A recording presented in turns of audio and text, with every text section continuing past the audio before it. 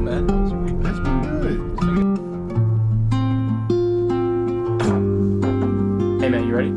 Yeah, let's do this. Hey, guys. Welcome back to the Sunday Sit Down Podcast. We are back, me and Cam. Gonna have some fun. We got a cool topic to talk about today. But before we get into that, let's... Cam, how was your week? My week has been really good. I've been hanging out with a lot of people lately, which has been really good. I came off a high of hanging out with a friend that's, was visiting in town and everything. It was really fun and really good. I also have been spending a lot of time with family lately, like I'm being with my family, and everything. It's been really great, really special. Getting ready for a lot of things coming up. I have my best friend's wedding coming up this upcoming weekend. So I'm excited about that. Ready to celebrate her and getting married and everything. Just excited for what's to come, and everything. Getting ready for, auditions, getting ready for, training, like getting all that type of stuff, ready for school. It's, been what I've been focusing on this week a lot, and I think it's going to be pretty good. So, yeah. So how about you? How's your week? That's sweet, bro. A lot more busy than me. Honestly, not a whole lot going on. Just chilling, working per usual, and honestly, that's pretty much it. Working on music a little bit. Got this podcast, everything, working on that. Honestly, just been chillaxing, watching movies per usual. Watching shows with my girlfriend. Yeah, y'all been watching a lot of movies and shows. You've been giving... I will say she loves to binge watch some shows, and I do too. I don't mind binge watching shows, but she likes to watch them a lot too. So we've been doing that a lot. That's good. Like again, that's that quality time, like you said, and everything. Spending time with your people that you care about and you love, and everything like that. So yeah, not nothing crazy. Pretty, same old. But that's exciting. What show are you auditioning for? It's for school. I'm auditioning for college, the school that I'm planning to go to, getting ready for that, and figuring out. I had my voice lesson yesterday, and we were talking about songs and talking about parts and bars and everything that bar cuts that I could use for my audition, and figuring out what best suits me as a performer, as a singer, as a storyteller and everything, and just going about with that, and setting up a good foundation for that, so then when I do go to audition, I'm comfortable, I'm confident in myself, I'm able to tell a story without having all the bells and whistles of being a character on stage and everything like that, just be able to give my absolute best and be able to do that for myself, man. So yeah. That's exciting, dude. That's gonna be fun. It's been a lot. It's been a lot of stress. Stressful. It's been stressful, but I definitely feel like that it's all for a purpose. It's all for a reason why it's like a big thing and everything like that. Like it's all a reason for it. So yeah, it's like the next chapter of your life, right? And I guess that preparation for it all is really like it's a lot of. Like ups, downs, valleys. It's like a roller coaster. It's like you go up, you go down, you go around, you go sideways, you go do all you're just all over the place. Right, you're screaming at the top of your lungs for dear life, and and it's just been that the way for the past couple of weeks. But it's been good though. It's been good. Like I'm way better off than what I could be and everything, and so I'm good. Yeah. That's good. It's good to look at your life and be like, you know what? I'm happy where I'm at right now. Right. The contentment is crazy, but Facts, man. Facts. Yeah. So, all right. Well, so the topic of this episode, which you're going to see in the title, is going to be called "Growing Up in Church." Dun dun dun. Dun dun dun. I'm just kidding. Okay. It's not that crazy. I think it's not that crazy. So me and Cam, we grew up in the same church pretty much our whole entire lives. I separated from that church a little bit, but overall we were there for a very long time. Over 15 years of just pretty much like 20 years now. Yeah, I guess so. I guess so. There, that's true. Much, yeah, so we're straight up, we were literally from infants to youth to almost adults. Yeah. We're going to the same church. So yeah, I thought it was going to be a good topic, and we're just going to go into it. We have a lot of just different outtakes from church or different perspectives, and I thought that would be something that would be something that both of us connect on 100% because we grew up in it, but also something that you guys can maybe let us know your thoughts and give us your input about church. If you guys grew up in church, what was your guys' outtake? How much VeggieTales did you guys watch? Way too much. How much goldfish did you consume? No, not the goldfish, bro. The So, goldfish is crazy. How much fruit snacks you consume? That's crazier. The crazier thing is the fruit snacks. The snack that smiles, but goldfish. Yes. Please sponsor us, goldfish. Please.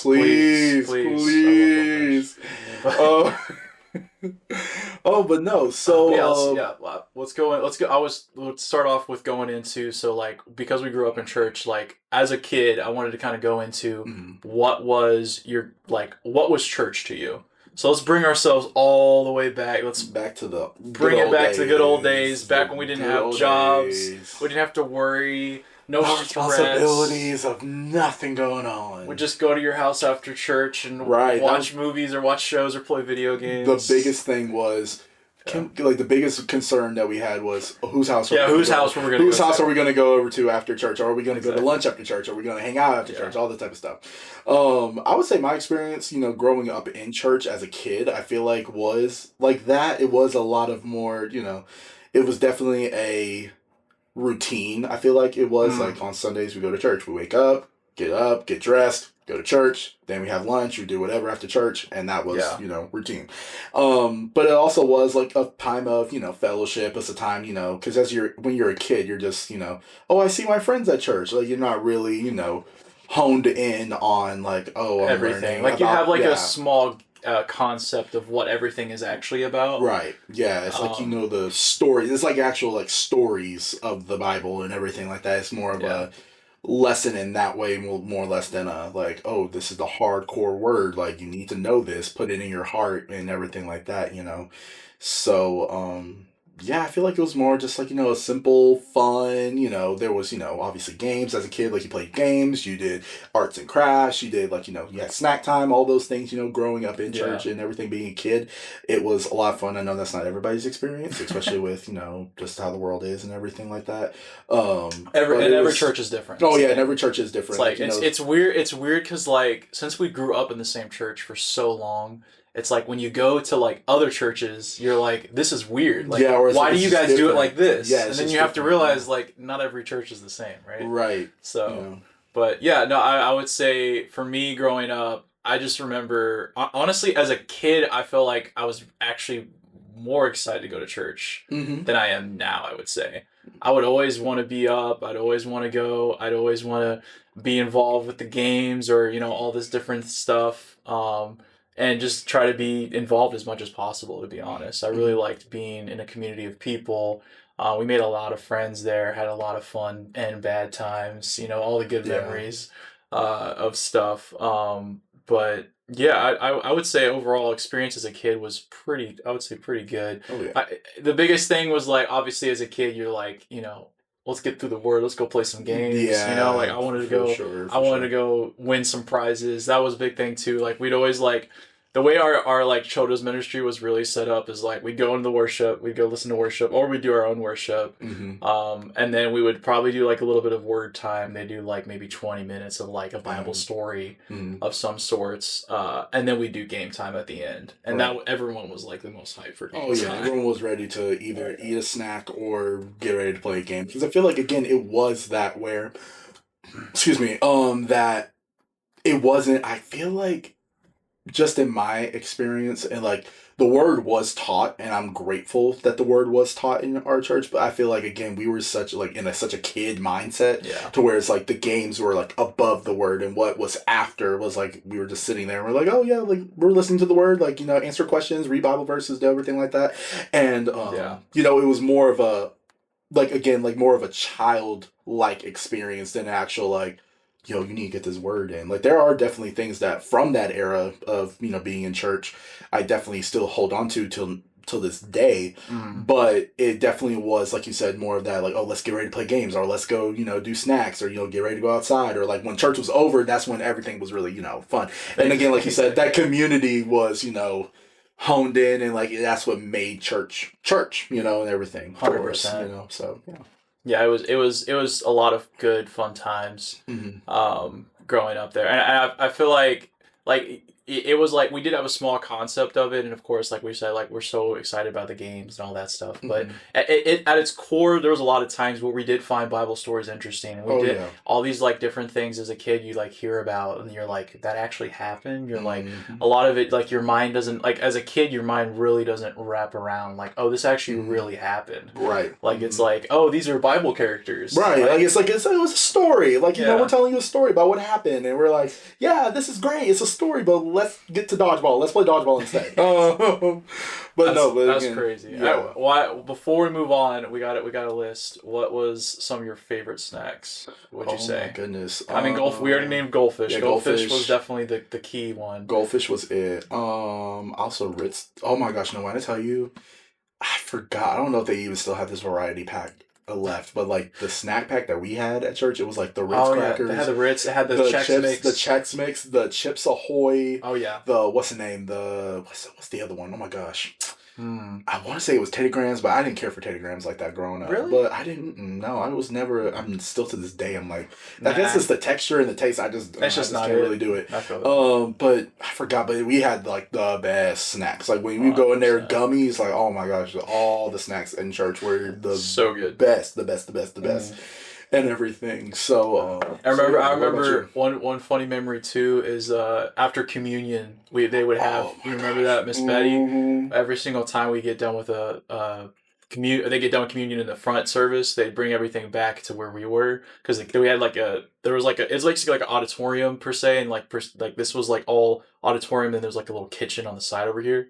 And that's where they did all the like communion stuff. And so after like every service, they'd have a bunch of leftovers, and then all of us kids would just run up and just start devouring the little bread, bread packets, and then the grape juice and everything. Oh my goodness, that Welch's, please sponsor us. It was so good. Everyone. Oh no, that was so no. I gotta tell you, that was okay. Honestly, I have a communion story, but I'm gonna say this too. I know communion has a way deeper meaning now than what it did when we were kids. Because then it was like, oh, we're eating juice and crackers. Like, this represents Jesus' body. This is his blood, and it was kind of like just like it's a thing we do. It's not like actual like meaning like he died for our sins. Like it's a deeper meaning to it than what it is now. But it was definitely, like you say, it was just like, oh, crackers and juice, But I have a story about communion. It was with one of our teachers at the time, and I guess I was just really hungry that day. I don't know what it was, but I was saying like, oh my goodness, like I'm so hungry. But then like communion was that Sunday, and I was like, oh, and I think I said it out loud too, which was even crazier. I said, oh my gosh, thank the Lord for a snack right now. And our teacher at the time said, oh, Cameron, no, you don't get none. And I was just at the time, I was like, what? Like, I'm like, like, why can't I do communion? Like, why, whatever. And looking back on it now, I'm thinking, well, in that moment, I'm not going to name names, but the teacher thought, like, in the moment, I feel like it was a teaching moment for me where this isn't a snack. This isn't like, oh, just a juice and a cracker. This is the Lord's body, and this is, his blood. I like vaguely remember that. Yeah, like, that's one memory that I was like, it stuck, because, again, everyone else was doing communion, and I wasn't doing it, and I just again, I was hungry, so I was like, thank God for a snack, like, I'm so hungry. But then, again, I feel like it was a teaching moment for me where, it was more than just a juice and cracker. You know what I'm saying? So, but no, yeah, communion was definitely one, again, another highlight of church, especially with Miss Betty. Shout out Miss Betty, we love you. Yeah, shout out Miss Betty. Brendan Tanner. I'm the popular kid, remember me? Wow. Remember me, the popular kid? Because I was the most popular kid in church. Everybody loved me. Snap. I'm just kidding. Man was walking around. He was the jock of... I was the cock of the walk. I was doing the whole thing because I was that kid in church. Anyways, that's not the case. I'm in the presence of church royalty. No. Like a PK. Tell me, okay, honestly, now that we're grown, now that we're adults, like, what was that like? And you can touch on it a little bit as we go further into the discussion, but being like a pastor's kid and being like a grandchild of a pastor, like having that legacy, like, how did that impact your life? Dang, as a child, like, I would say, like, honestly, like, to me as a child, it didn't really mean a whole lot. Like, or it did mean a lot to me, but it wasn't like, I wasn't thinking about it every time I went to church. It was a big, it definitely, like I said earlier, like how we really want to be involved in everything. Like with my mom and my dad being like the children's pastors there for a little while, like I definitely wanted to be involved with that because I felt like, I don't know, I don't even know what the word would be. I felt like that was like something I wanted to do or like be a part of because my mom and my dad were doing it. So that was definitely a big part. And with my grandparents being like the pastors for, so long, as a kid, that wasn't like a huge thing, but like as I got like into my youth, I would say is when I really started to like feel the weight of that of like, dang, like I have a responsibility to have to like live on with this like legacy, you know what I'm saying? Or like I have a responsibility to like be this certain way. Like I remember as a kid my mom would always sit me down and be like you reflect your grandparents, so you do this, like you're reflecting them and all that kind of stuff. You got to think about it like these things. You can't do these like little things cuz like it's making us look bad as a family. And that was the thing. But I mean overall like it as an experience like it felt nice. I mean, if I don't know, I never, I don't know. Like it's like I didn't really feel like I was like someone different because I had this. You know how like because you're like saying like oh these royalties. So I like used to walk around like oh yeah, my grandparents. We had the role. Pastors. Yeah, like say he could drop it a hat, could say something. We're like, oh okay, we'll get you. We got you. Yeah, but no, but that was never. It 100% wasn't. That like was that. never. I thought we were all on the same level. Right. I mean, all of us. We used to roast the heck out of each other. Oh my god. We used to say the most outrageous things to each other all the time. Like, and it was equal. Like, it wasn't really like one of those things. Like, I felt like I was like special. Oh yeah. Like and not to say that I definitely didn't get privileges. 100%, I got privileges for certain things, gotten to do different things or being part of certain things that you guys didn't get to be a part of and all that different stuff. But I mean, overall, I would say like I wasn't really, as a kid, it didn't really feel like I was a part of anything different per se, but it definitely like impacted me like growing up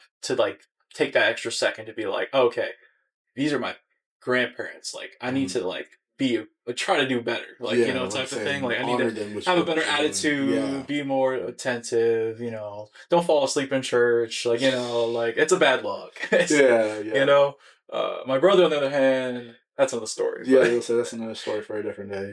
That's not your story to tell. So, but yeah, man. So, but yeah, that was. I feel like that was pretty much. You just kind of got like a little glimpse. That was like I feel like a good portion of our childhood. Oh yeah. Growing up in church was the snacks, the games, the different things like that. Yeah. Even a lot of the fun times, honestly, as a kid was definitely like our programs we did. Oh yeah. 100%. Like Christmas program. Oh my gosh, when I tell you those so much fun. Like Easter we really and Christmas. Bro. Oh yeah. Like we really just got I feel like and like everyone was, but I definitely feel like me and you definitely like I loved it so much. So much fun. So much fun. And I feel like again that's where that community came into play where it's like everybody, it wasn't like oh you're a child or you're an adult. Like obviously there was a place for adults, there was a place for children, but I feel like when we all came together it just made one core memory that I will always remember is all of us decorating for Christmas. Oh yeah. Every single year. Like it with Miss Mabel. Yes. Shout out Miss Mabel. Shout out to Miss Mabel. Miss Mabel. I don't even think she knows that I'm doing this podcast. Probably. She probably does, but then again, like I haven't she may have watched it. I don't know. We haven't talked about it yet, but we're gonna catch up. Shout out Miss Mabel, bro. Shout out, let's say. Best decorator in town. Oh my goodness. 100%. Has an eye for everything. I love her. Love her. But no, like us decorating for Christmas every single year and just the tradition of it, like it was a set like, this Sunday after church, we're decorating, again, it was just that sense of community and family that we had at that time. And it was just so great. We had pizza, we had Christmas music playing, decorating each room individually. Like it was just so much fun and so just again so it felt like that's like the biggest thing, like, and we're going to get into the what church is to us now, but I feel like especially like as a kid, like to be a part of something like that, it just was life-changing. Like it just felt so at home. I feel like that's the best way to describe us growing up too in church. It was like a home. Like there was the bad, there was definitely a lot of different things. Home doesn't have bad stuff. Exactly. There's definitely fights, there's definitely disagreements, everyone didn't agree on everything 100%, but it felt like home. Like, it just felt like a safe place. So, but let's we'll segue. So we went all the way back. Yeah, let's go a little bit forward. Now we're in the middle. We'll go in the middle. We'll go to our youth, going into youth group. Oof. which was crazy. I'll start off with my kind of experience. Yeah. So for me, I'm a year younger than Cam. So Cam went to youth group before me. Honestly, everybody. That was the one thing that annoyed me the most about going to youth group is that I was one of the last, if not the last, in our friend group to go. Yeah. I would be stuck in the children's ministry with all the younger kids, and then all of you guys were already in youth group, and I was like, bro, just let me go in. Because we had, I forget what the age limit was. I think it was like 13. Yeah, it was 13 because I remember it was the 3 to 6. Yeah. Then there was the 7 to 12, and then there was the 13 and up, which was obviously teenagers. Like 13 to 18. Yeah, like say 13 to 18, and then like once you turned 18, you went into obviously adult church. Yeah. We called it adult church. It's just regular church now. But like literally we thought like it's like, oh, that's like big church. Like that's what you know and everything. So if we say that, then that's what that means. But no, yes, like you said, being the bigger, like one of the older kids, you know, and everything with all the younger kids, I feel like looking back, they all did really look up to you. I want to say that they did. Like, really? Especially, yeah, I really do. I really do think so. Like they just, especially, what's his name? Elliot. Oh yeah. Elliot, you and Elliot were tight, and I feel like he looked up to you in that way as like you were the big kid, you were like the older guy in the group and everything like that, and he really, you know, looked up to you and admired you in that way and everything. So, you know, I didn't know you felt like that. We were all just, just chilling and hanging out. There were good times. I won't say and I mean, there was privileges to being the oldest. You know, I'd always be the one helping with snacks or be helping with everything and all that kind of stuff and. That was all right, but I definitely wanted to be like, I felt like I was already older, and that was the thing. I wanted to be in the youth group. Yeah, and I think again, like you said, it was just because we were that close. Yeah, because like I think I'm just a year and a month older than you, so it's like even though we're right there, like at the same, you know, cusp. Like I turned 13, you were turning 12. No. If you were 13, I was 12. Yeah, so you were turning, so it was like, so you had to wait 12. A whole nother year. Yeah, exactly. Even though we were so close already in age, like to be, you know, 13 and 12, like it was just a big difference back then, you know, and everything, just to see that. But no, yeah, like you said. That's another crazy thing, really too. Cool. I feel like as being a kid, time goes by so much slower. No, it did. But now looking back, I was just like it went by, like they say the days are long, but the years are short. That phrase when people say, especially about babies, like, you know, like the days are long, but the years are so short and everything, you know, going from, you know. It just felt, it felt like a year was longer. No. But then now it's like we're time, and it honestly was just because we didn't have responsibilities. Yeah. We didn't have things that were taking up our time to make us kind of lose track of time, per se. Because when you're at a job, like, especially if you're like busy or slammed or something like that, like your concept of time is not there. Yeah. Because you're just trying to focus on your task, right? So, but then time goes by. And then you're like, oh shoot, like what time is it now? Oh wow. You're like, oh, it's January. Oh, it's already September. Right, it's already September. It's like what? Right. We got 4 more months till Christmas. Right. I'm like, and it's like 80-something. I think it's 80-something days until Christmas. It's like what? Which is wild. You know, it's already 2025 is already over. Wow. Insane. Cool. But yeah, go ahead. But yeah, I was gonna say, let's segue into youth. So that was kind of like our outtake of being a kid. What was youth like for you? And maybe let's get like more into specific of like, where did you feel like your faith was? Where did you feel like your walk with God was in your youth? But also keep to that same thing. What was church like for you as a youth? In being in that youth group, I would say. Yeah. And honestly, that's another thing too. We had a lot of different youth groups. We did. We had a lot of different youth leaders specifically. It definitely varied. Like it did. Every leader was different per se. It sure did. So I want to say, again, I'm trying to think like who was the first youth pastor, youth leader at the time. Like I don't remember who my first. Was it Mr. Carey was the first one? I want to say it was Mr. Carey, but then I want to say it was somebody. I feel like name dropping everybody at this point. That's what I'm saying. Like I feel like I was at the tail end, maybe of Ms. Rose. May have been like she may have taught maybe not even one class, and then after that it was somebody else. But I want to say, did we start going into church when I turned 13?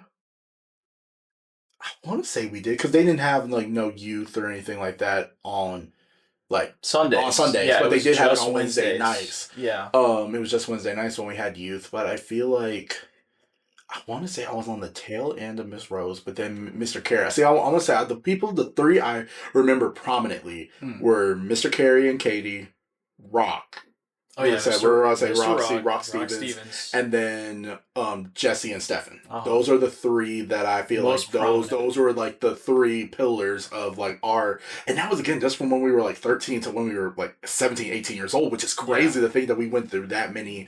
Well, but also that's the span of like what 5 years. I would say 4 or 5 years. But then it was also different. Like it was different ways. And different things. I would say like none of the like obviously different people, different teaching styles. Different teaching styles. Yes, very different. Yeah, I feel like maybe the most different was probably the Rock Stevens. Yeah, he was. I mean, I don't know if you want to go into that, but he was definitely more so like doing like skits and doing like different like doing like a ministry. What are they called? Or it's like not evangelist? Maybe I guess that's the kind of word. Maybe I think correct. We did a lot of different things when we used to go to like parks or we went to different areas and we would do like these little like biblical skits. It would be like a just a basic story of like people doing stupid stuff and they need Jesus to lead them on the right path, one of those type things, and there was just a lot of different those, and it was object lessons is what I'm thinking about. He did a lot of object lessons. That's what they call my god, remember that word? Like, yes, I remember the object lesson. Oh my goodness. Yeah, we had a lot of different object lessons. You remember that?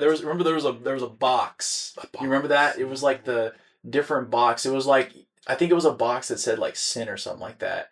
And you were like, you had 1 foot in and 1 foot out.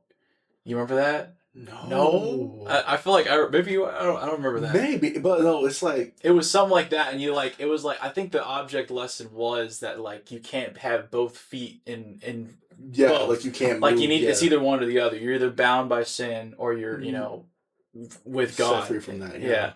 So I don't. And now thinking about it, like that object lesson, like it's like that is true, but at the same time, it's like we all sin, right? So, but that's a different like tangent. Like you're saying, yes, it was different in that way where, like with him and his teaching, it was more of a ministry than it was. Like we did obviously like learn and about the Bible. And it wasn't like sit down study, right? It wasn't a Bible study for sure. It was more 100%. Hands on, more like let's showcase like stories and situations that people and scenarios that people have either going through or gone through, and show them that God can get them through those situations and that Jesus can save them and all those types of things, and they can go through all that and still be redeemed by the Lord and stuff. And I feel like with him, like that was more of what it was.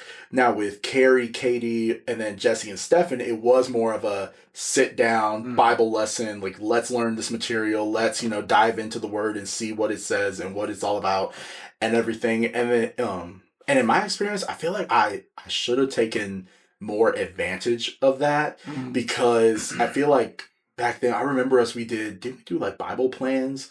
Or like devotions, especially with Carrie and Katie. I remember doing like Bible plans and devotions. Yes. And I remember like... And with Stephen and Jesse. Yeah, and with Stephen we did a whole book, remember? Yes, see, that was another thing. The book that we had, the book on Revelation and like the end times and stuff. I wish I took more time in that, especially being a youth. But then again, when you're still like in that kid mindset, you're kind of like, oh yeah, the word's important and God's important, but then also like... It doesn't really matter. One of the biggest, I feel like one of the biggest things that's serious, Exactly. And one of the biggest things too is like we're in school.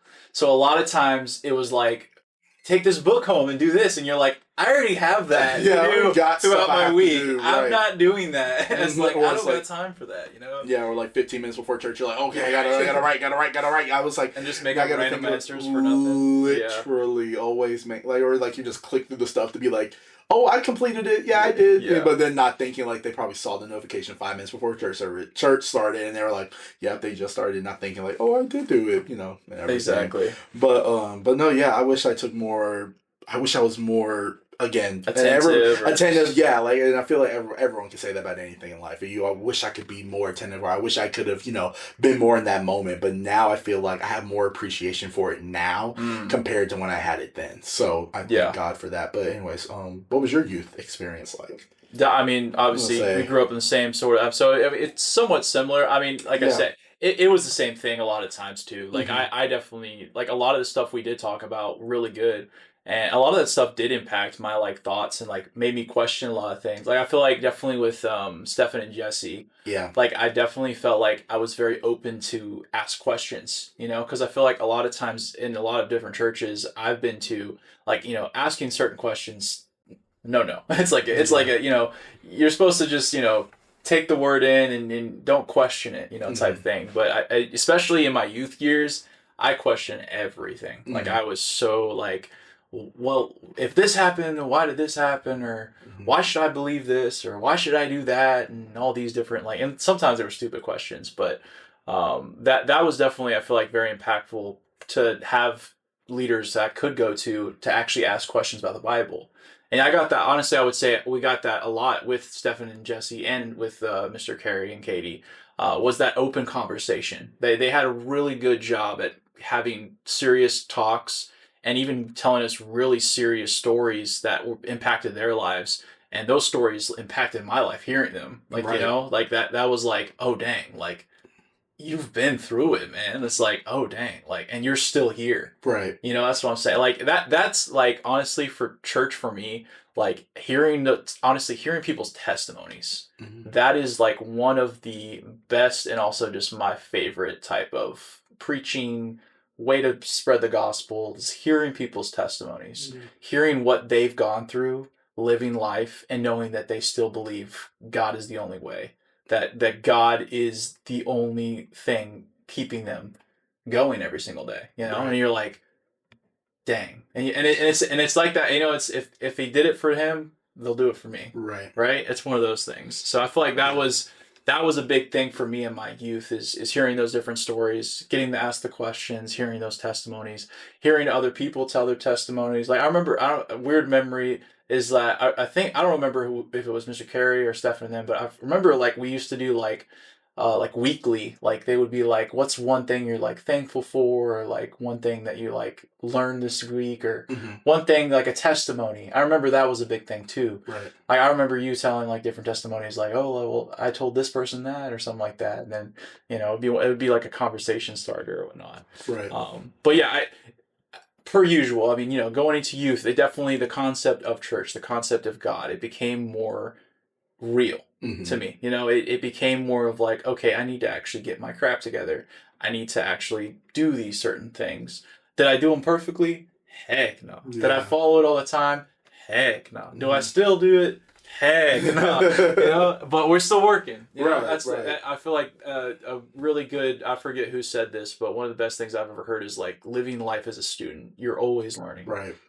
Always have to be like open ears. That was another good sermon that I remember preached at some point, said that at our church one time, was having the ears to listen for God and listen to other people and be quiet, know when to be quiet, know when to talk. 100%. So, but yeah, I feel like overall the experience of the youth was definitely a good job. And honestly, like, yeah, all the serious stuff, all the like outtakes, like really impacted me. But we also had a lot of fun times. We did trips. We did the what trips did we do? We did a trip to was it the ramp, or what was that? It was I was thinking about it when you were Warrior Fest. Warrior Fest, that's it. Warrior Fest, I feel like was a pivotal moment when it came to my faith. I think we could talk about it a little bit more, that was the first time I ever fell out in the spirit. That was at Warrior Fest. The first time I ever experienced truly the presence of the Lord, and knowing like the reason people are on fire, when people say I'm on fire for God, like I'm just, you know, like I'm really about, you know, being about my Father's business, and I'm just ready to serve him and serve for the kingdom and do all these things. Like I feel like that place was the first time I ever experienced that fire. And once we left that place, it was kind of like, well, what we have at church wasn't like it was bad. Like it wasn't like the word wasn't being taught, but that fire wasn't there. What that was compared to Warrior Fest to then, you know, we're at our church. That was like we were kind of like missing that, and I feel like that's what kind of like, not saying rocked the boat, but like kind of like dwindled, or like it lingered, like, you know, for like something's missing. Yeah, something's missing. Every time you go into church, you're like, something's missing. Like I know there's more, because I've experienced more in church, and I've experienced, and again, that presence of the Lord, and you know, and everything, and just knowing like there's more to than just, oh, this is just a teaching, or this is just a lesson, or oh, this is just, you know, just a routine of what we do every Sunday, you know, Yeah. and everything. So I would say, yeah, that was a pivotal moment. Let's say was Warrior Fest. I wonder if they still do that. I don't know. I don't know. I don't think they do. Maybe they do. I don't know. We can look into it. We could look into it. Going back as adults, hey, go experience it as adults. Yeah, right. that was. I agree. That was really. We went there with Stefan and Jesse. We did. We went one time. I want to say with Stefan and Jesse, and then we went one time with Carrie and Katie, because I remember the one time we went with Stefan and Jesse, we were wanting to go to what's the name? What's that? Because it was like a 4-day week, like a 4-day weekend type situation with the services and everything. And it was, I think, the year that Toy Story 4 came out. Oh, and we were like, man, we've been going to church for like 2 days, 3 days straight. Like, we want to do something, different. Like, this is still like a trip, like outside of, going to church and everything. Yeah. And we were like definitely like, Stefan and Jesse were the adults at the time, so they made the final call regardless of what we thought. Yeah. But and that was one night. That was the night that I feel like we had the most experience. We gained the most experience, and we learned the most, and we experienced everything that God had in that moment for us that night, that we were thinking about, well, let's go to the movies, instead, and everything. So. Yeah, no, it was crazy. Like, honestly, witnessing all of it, going, seeing those people go through. They had this thing called like the prayer tunnel. Yes, and I think that's when he felt the Spirit. Yeah, but right? We were all there. It's basically like this giant like tunnel of people, literally. And they would lay their hands on you. They'd be praying for you as you walk through this tunnel. Yeah, and you'd see people left and right just falling out in the Spirit, and it's a surreal like experience to watch. For sure. It's like crazy, but it's also like so impactful. Oh yeah, for sure. And yes, it was definitely one of the key moments of youth group, was going to different things like that Warrior Fest and all the different trips we went on and all that stuff that we went. It was just a lot of fun, I feel like, but also very impactful. Oh yeah, for sure. Like like you said, it became more of a real thing, and that accountability was kind of starting to set in, and everything is starting to come into our lives at that point when we were, we're growing up and we're coming, young adults and everything, and it's like, well, this is, we're coming up to that age where we're like, okay, well, this is real. This is serious. I feel what you're saying too. It's like going to that and then coming back to church. You're like, dang, bro, like, why we ain't got this? Why we ain't got no praise dance team over here getting all stirred up and honestly, fired up? That I would say, and Ty Tribbett on the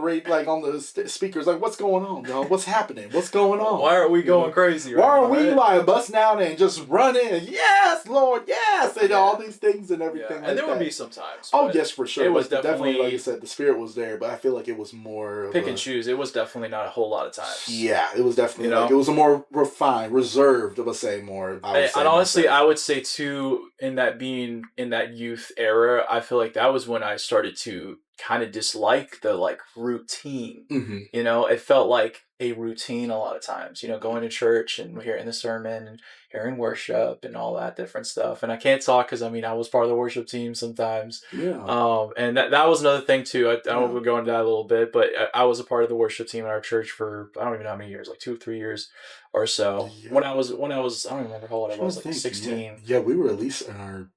I feel like I started at like 16 or something like that. Like we were on stage our whole lives almost. Yeah, but we were young. Well, I'm trying to think. Yeah, I want to say you were maybe 15. 15, 16. Yeah, one of those, because I remember your mom still taking you to practice, I want to say. Or like you had to get a ride. Yeah. Or something like that. You weren't driving at the time. So yeah, I wasn't even driving at the time, because that's what I'm trying to think. But anyways, it was definitely interesting, and that being a part of a worship team was definitely fun. It was a good experience. I feel like that was another thing too.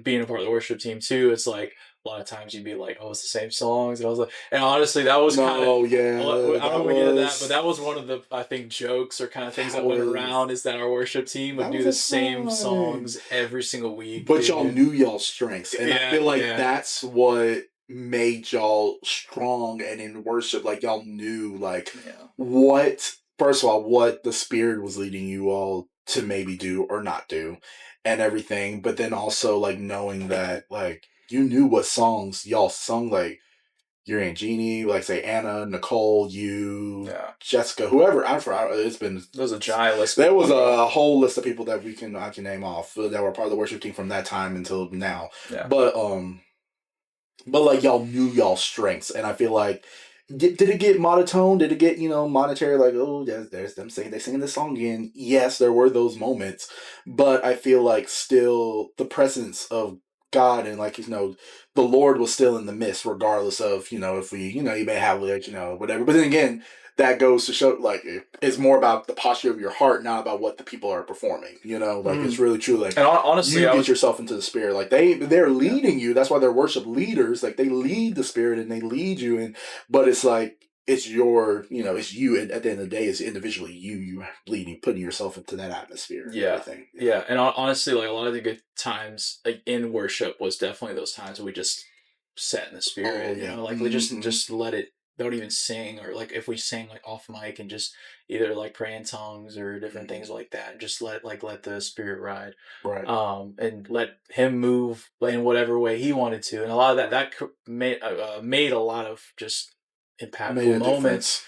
I would say some of my favorite memories was, bro, when your mom just started going off, bro. Oh yeah, like Miss Larissa, his mom, like just really was flowing the spirit, and she would just get songs, I feel like, that come to her, or just start singing however her heart felt like it, in the spirit, you know, and it was powerful, bro.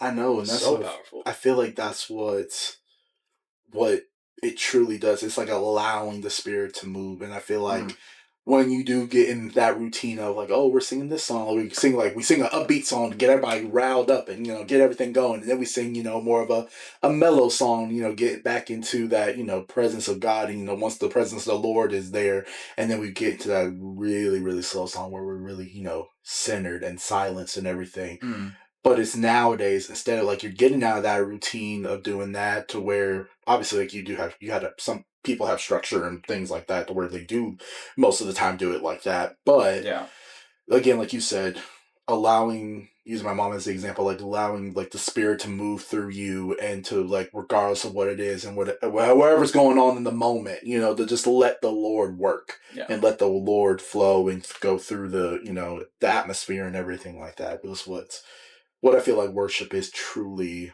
what it's really, in my personal opinion, where it's all about. It's truly allowing that. I feel like it's really important to like have that disconnect. Like don't like when you get out of the routine of it and you realize that like it's you and God. Yeah. It shouldn't be like you, all these other people, or like what song's being played. Do I like this song? It needs to be you and God, and that should be the only focus. And that's what it should be the whole entire like service, honestly. Yeah. But like throughout worship specifically, definitely needs to be that with everybody. Oh yeah. And I won't lie, like honestly, going to a lot of these churches like nowadays, it's hard to find that. It's hard to find people sitting in worship or even just sitting in the spirit. Like a lot of times it feels like everyone's just trying to get to the next thing. And that's I feel like it does what you said. And I get it. Routine. I get it. But yeah, like my favorite services or my favorite things or even like favorite like times like in any sort of like church or like worship event is when they just let the spirit move and just like kind of let it ride, Right. So that's a good segue, I think, into going into being now, present day with church. There you go. So let's talk about bringing it all the way to present. So all the way back, went to the middle. Now we're here. Now we're at the end. Well, it's not the end. Close. Technically, it's not the end. Well, what I mean by that, like the end of our lives. Yeah. Blah blah blah. Blase. We still got a lot of life to live. So we got hopefully the Lord can take us at any time. We are no. You could be 22 or you could be 92 nowadays. Yeah. It is.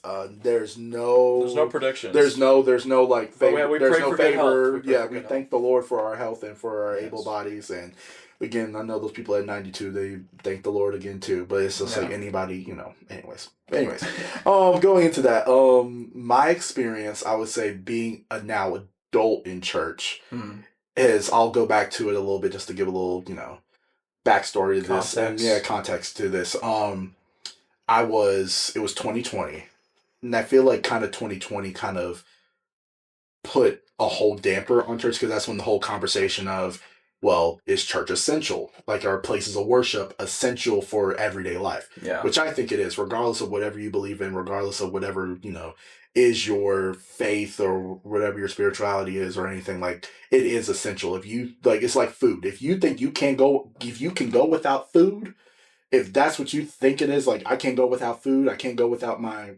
religion or my spirituality or my beliefs, I can't go without it, then it is essential. It's essential to your life. Yeah. So I feel like once like that kind of like when our church closed and everything, at the time, and then when it started to come back, it was definitely a slower pace because again, it was, everything was going on. Like, is church essential? Is, life, like, what's the name? What's the word? What was going on? COVID was going on, but what they call it? Restrictions. Or like 6 feet distance, wear a mask, all that type of stuff was going on and everything. Like, that definitely caused some division and like kind of like a rift, in the world and in church and everything like that for us and everything. And I just think that a lot of people, especially with, like everyone was required to stay at home. So it's like, okay, well, if my church is not on at home, then I'm gonna watch another church. Yeah. And I feel like that's where a lot of people, first of all, most people, I feel like they discovered church in COVID and they found a church home in COVID. But then some people who were going to a church, and at least for me, in my experience, like I was, figuring like, church out at the time and everything. And I got invited to the current church I go to now, let's say, by a good friend of mine. And I was, at the time, like going back and forth. And I feel like it was definitely like okay, well, this is what's going on here. This is what's going on there. Like, COVID was starting to, dwindle out of the conversation and everything. It was just really truly about like, where do I see my faith rising and where I see my spirit, drawing me to. And I was going back and forth and I was reading one of my journal entries the other day and I was talking about it and I was like, wow, like I really was going through it, trying to, balance with everything I already had going on at that season of my life and also with church and everything. And I decided to commit to one church because I was trying to, I guess, please my childhood self, or like please, like I do enjoy, like I think wrong with our home church, like growing up, like that will always be home. I still say that to this day. Like I go and visit, on special occasions like, Mother's Day, Father's Day, because my parents still go there, so like I kind of still like have a connection and going there, it's all, and it'll always be home. Like all those people there, like I love them, like again, like they're our family, you know what I'm saying? So like going there, and it's kind of like now the church I go to now is kind of my own journey in my faith. Like it's been, an extension of, like what I truly believe and my experience. And again, that individuality of my relationship with God, and that's kind of grown in a way where it's for me. And it's truly not like, oh, I'm doing it it's a routine. I do it every single Sunday. Let me go to church. And it does, I'm not going to lie, it does have its moments where it's like, oh, I got to go to church. I got to go and everything because it's Sunday. I got to go to church, blah. There are moments, I'm not saying that it's never like that, no, and not anymore, but it definitely is more of it's a choice. I have the free will to either not go to church, not to believe in God, not to, follow his word and follow his instructions and his, and live that life and everything, live a life for him, like I know, like it's fully come to me that I have that choice, and me choosing to do that, I feel like enriches the experience a lot more than it being like, oh, I'm forced to do this, you know, and you're not getting everything that God, because obviously God will bless you and God will, it's hard to say, I would say, truly, like, in a sense of, if you don't go to church or you don't do all the tasks, I feel like that's what it's also kind of been a thing where it's like, oh, if I do all these tasks, like if I read my Bible every day, if I go to church every single Sunday, if I'm participating in everything, like that will get me into heaven and, have me be accepted by God. But I feel like now I've come to the conclusion that regardless of what I do, regardless like of how things are, like obviously don't go out here and commit every sin and do all like this bad stuff and everything, but like obviously choosing that every single day and choosing it and taking it, giving myself grace and giving other people grace in their life is what has changed for me. Yeah. And it's not that routine, mundane thing like, oh, I do this every single Sunday. It's, I see my friends, I see my people I know, and all this type of stuff. It is still that, but it's become more of a serious thing for me. Yeah, it's like kind of more of like that personal, like touch with it, because it's like when you're growing up as a kid, like your parents make you go to church. It's like not that we didn't want to go, but it's not like we really chose. Right. Yeah, it was like our decision. It was like, oh, let's go to church. Like let's do this. And everything was more of a. We were raised that way, and like I said, that's what we did. And exactly. And now we are adults now. We're making that choice for ourselves now. Yeah. And then for our futures and everything like that. Like that's what we'll continue to do. Exactly. Make that choice. Yeah, and it comes with like it's yeah, it's good freedom, but it also comes with the struggles. Oh too. yeah, I feel like for me, on another perspective, like for me, like it definitely was somewhat of a struggle. Like coming out of like being at that home church and trying to find somewhere else. Mm-hmm. A lot of different. Had a lot of different like churches I stayed at for a while. That felt really good and all that and stuff. But definitely going into adulthood and like finding like what church is truly to me and like what God truly is to me. I would say it was definitely somewhat of a struggle. I would say like I feel like I definitely struggle to like always have that motivation to go to church all the time, and also like struggle to like always like I don't even know. I guess even like think God, like Mm-hmm. like I definitely like I try my hardest to pray like before every meal. I try to like pray to God. Try to read the Word. Try to put myself on like these Bible plans because I'm always like on my mind's just always running. So I'm like always thinking of like what's next, what's that. And I'm like, oh, dude, I need to like get in the Word of God. Like I need to know what I'm like. Why do I go to church? And that's another thing too. I feel like in adulthood is like you really start to figure out what core values of like why you do what you do. Like why am I going to church? Why am I doing this? Why am I lifting my hands? Why am I singing? Why am I praying? Why do I do all these different things? And there's like good and bad that come from it. But I definitely feel like it was definitely a big like hit into adulthood, like it felt like such a big like, oh, dude, like I got all these different things to like, I need to figure out. Right. But I definitely feel like it's again, just part of like a journey, it's like, cause like I've never doubted that God's real. Like I've never like had that doubt. I've never like sat there and been like, he's not real. Yeah. Like, or he's not around. Like he's not doing anything. Cause I just, so many things in my life I could look through and I could say like, man, God's been here for me in that. God's been there for me in that. So like when it comes to like my faith and stuff going into adulthood, I will say like it was maybe, I don't know what the word is specifically used for it, but I would say like it was a challenge for me to like keep doing the same, I guess, process as I was doing throughout youth and all that different stuff. And when it came to church though, like for me, like I definitely like struggle and still do struggle, I would say, like to find that home church, like you said, like having that like solid foundation of a church that we had for so long. Like I felt like, oh man, I don't need anything else, and like after it kind of like slowly or surely just kind of wasn't what I wanted anymore. Like I wanted to move on and do something different or be a part of something different. That was definitely that. And I've had other good experiences at different churches, 100%. A lot of good, a lot of bad. There's always the thing about church is like you're never gonna find this like perfect church that has like every little. It's like a lot of people I feel like go to church and you have this little like menu or like this little checklist of like, do they do offering right? Do they do this right? Do they do that right? And it's like a lot of times you have to just remember like all these people are just like you, like they're imperfect. The pastor themselves imperfect. They might be on the stand and they might be preaching the word of God, but it doesn't mean every single thing they say is always going to be theologically correct, or everything they say is going to be, fine and stuff like that. And yeah, so I feel like that too, like making sure to have that distinction of like what is like real and not is definitely more so up to you as an adult than it was back then.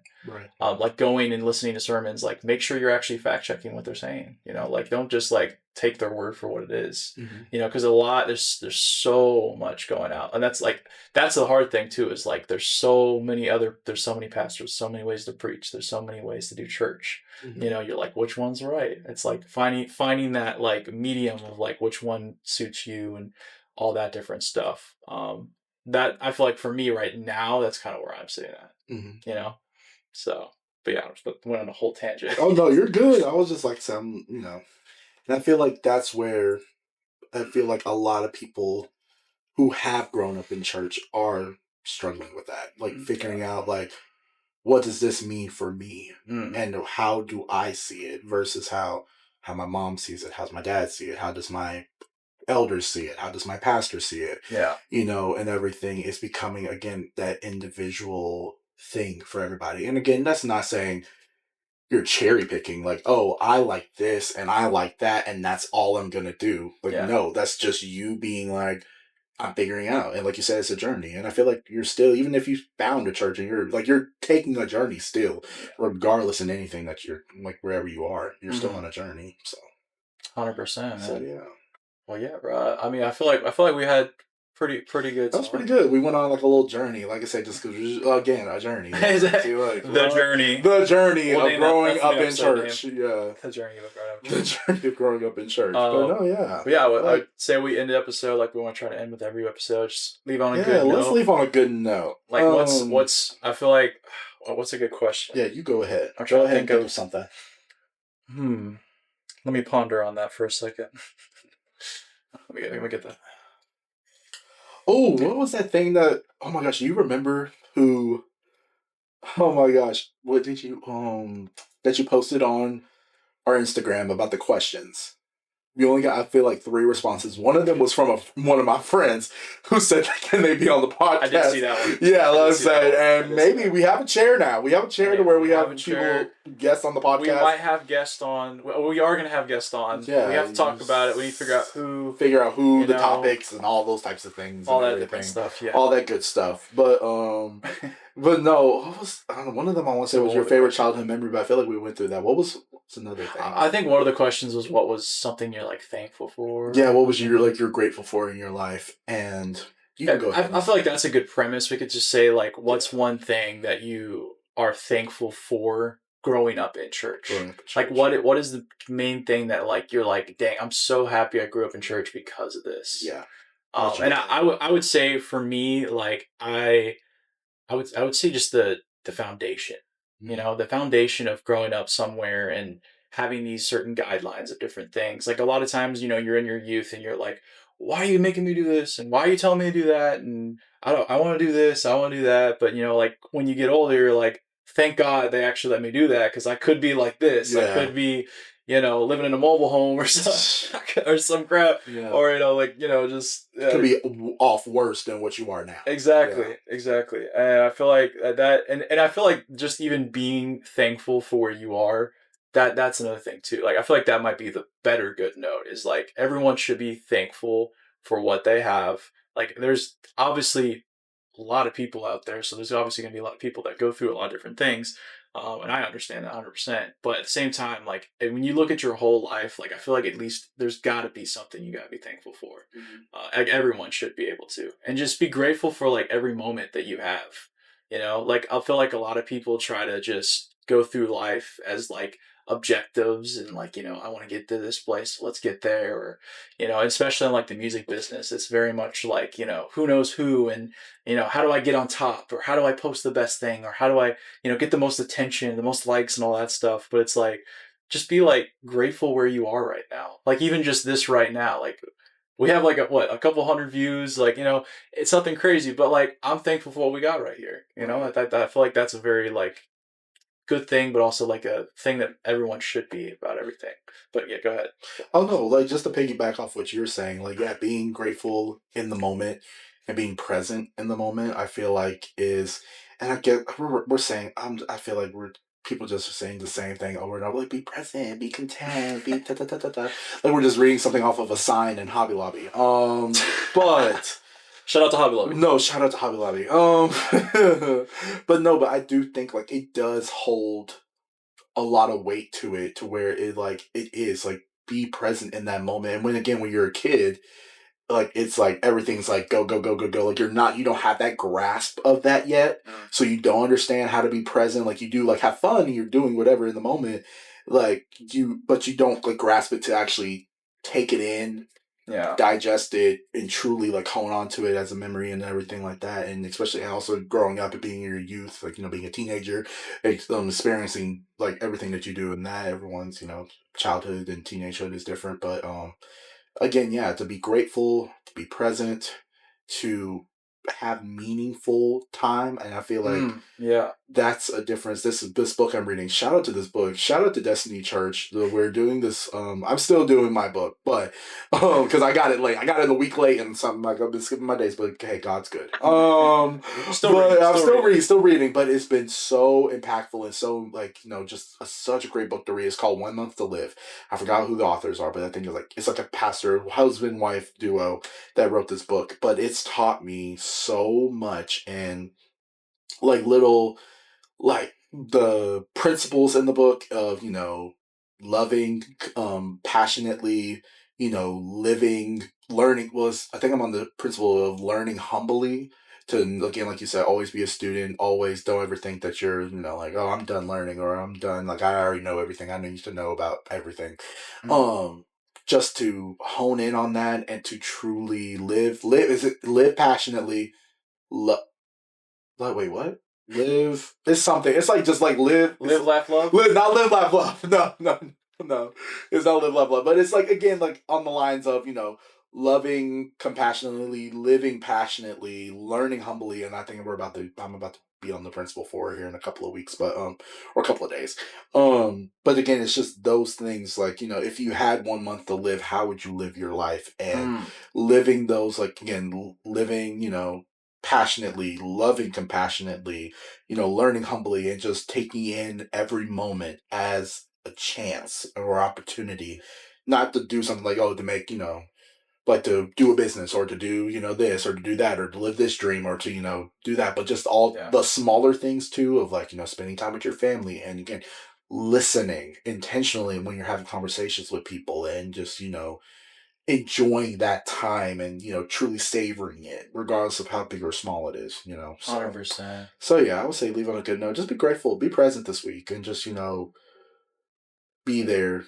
Be there. Don't just like I said, you could be living in a mobile home. Yeah, could be working at McDonald's. Well, maybe some of you are, but oh lordy day, could be working at McDonald's. Let's not speak on McDonald's. I'm just messing. Hey, it's fine. If you work at McDonald's, hey, be thankful. You're making the fries, right? No, and I'm grateful for you for making those fries. I'm grateful and thankful for those people who are we're doing that's another topic for another day. Some good old fast food.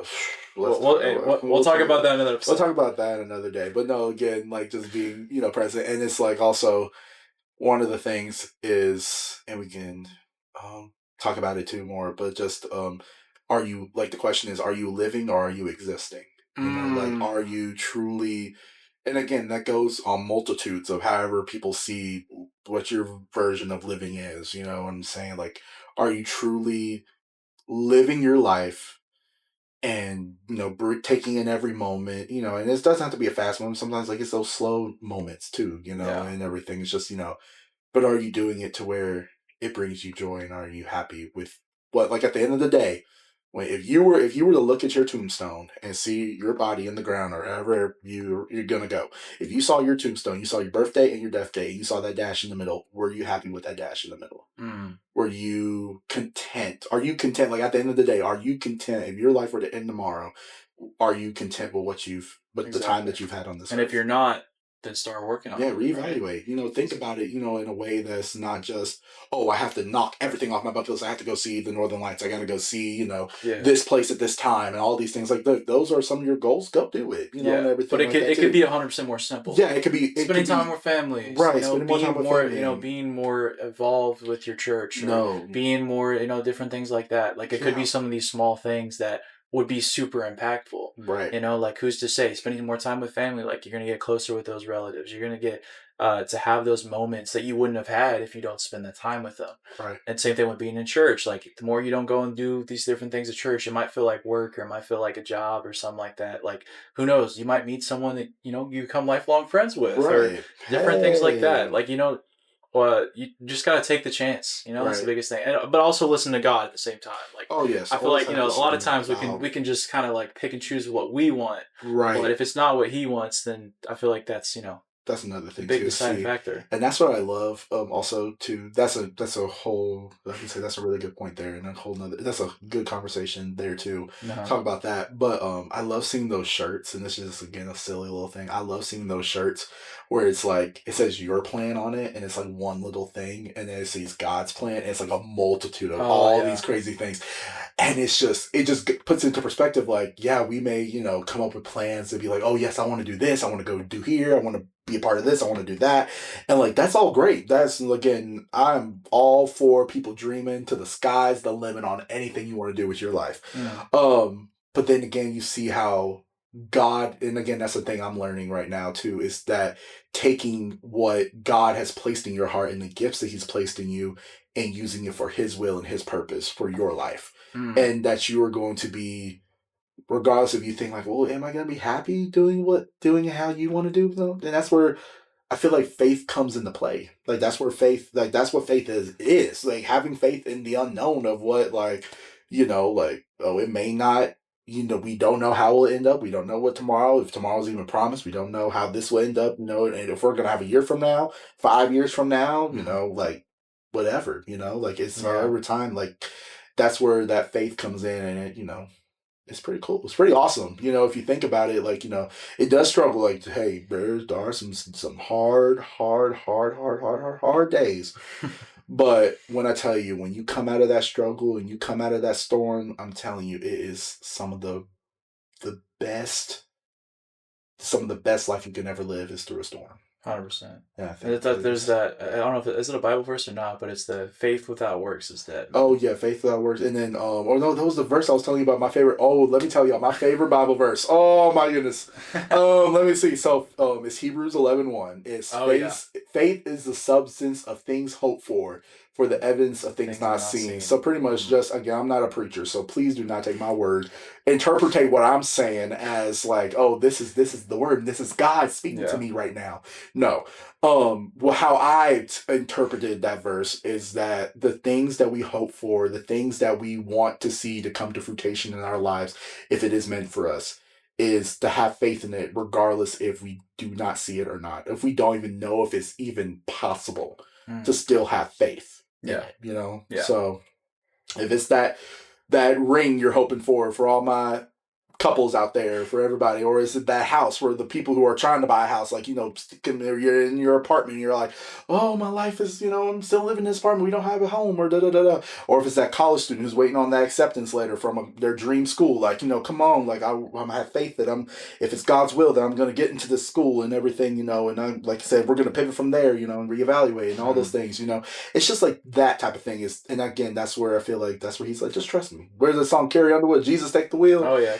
Take the wheel. Let's talk about that. We can talk about that for another day. But like church, like songs that are church songs, but they're not sung in church. Oh, we can. I mean, hey, I don't care. No, let's say let's say how we doing on time. Let's check. Oh, I can look at my watch actually. I can look. Oh, we're good. Yeah. We're good for time. We're good for a little bit. Oh, we're good for a little bit more time. But yeah, like some like songs that may not be considered like Christian artist songs or like worship songs that can still make an impact, carry a beautiful message. When I tell you, what was it? Was it on the way here? No, I was on the way to get breakfast yesterday. No, it was yesterday. It was yesterday because it was Monday. Yeah, I was listening to this song from this Disney Channel original movie called "Let It Shine." Oh snap! Let It Shine. When I tell you that movie still holds up, like all of that stuff. That's with that again. That could be another. We can talk about childhood nostalgic for another day, but I'm gonna keep this short and sweet and keep it to the point. We'll get into that. But this song from this movie is the song that I want to say the female. Yeah, it's the female lead in the movie. Coco Jones's character. She sings in the movie. That when she sings about she's in the church, it's a gospel like church movie, like they to speak on church, but the song itself was so impactful. It's so moving. When I tell you, I started crying. I was like, and it wasn't from like again like a nostalgic standpoint. It was from a genuine like this song is like it's obviously honoring God and talking about it's being home within him and everything like that. Mm-hmm. But it's not like from like a Christian artist, or it's not coming from, a place of, actual genuinely like praising the Lord and giving honor to God. Like it was just from a movie that was, centered around that. But when I tell you, I started like it was just like I was driving and I should have kept both hands on the wheel, but I was just like, thank you, Lord, thank you, God, thank you so much. Like I was over here just bawling my eyes out like to this song, and I was like, thank you, Jesus, like just keeping, me, like keeping me whatever may come my way, regardless of whatever may happen, regardless if I choose. Sometimes some days you choose him, like all like it's like, oh, I'm gonna get up, I'm gonna get my word, get in my devotion, and do all these things and everything. And then some days you just wake up and you're like, you know what, phone, TikTok, scroll. Yeah. And it's like even in those moments, he still holds us, and he still has us within his arm. It was just, anyways. I'm done talking about that. We'll get into Disney Channel. We can get into a childhood nostalgia another day. Even if it's not a Christian movie, that movie actually does have really good message behind it. I'm telling you, it's so good. Such a good the music in that show is so good. The movie itself is so good, bro. Yeah, we'll watch it. We have to watch that. Yeah, we'll talk. We should watch that over, and then next episode we can talk about it. Yeah, 100%. So, but yeah, let us know what you guys think. I mean, obviously a lot talked about. A lot. But, let us know how your thoughts on church was. If you grew up in church, like maybe leave a comment being like, hey man, like this is how my church experience was. And maybe you're not, like maybe you grew up in church and you're out of church and you maybe have those feelings of like, man, I don't really know if God's real or not like that. Mm-hmm. And, everyone's different. Everyone's in a different place. Yeah. And I just want it to be like an open conversation. Yeah. Like there's no judgment if you are, sitting here not believing in God. I'm not going to sit here and be like, oh, you are lower than thou or something like that. Right. Or you didn't grow up in church, so you don't deserve the same amount of favor that I do just because I grew up in church. You know what I'm saying? That's another topic for another day.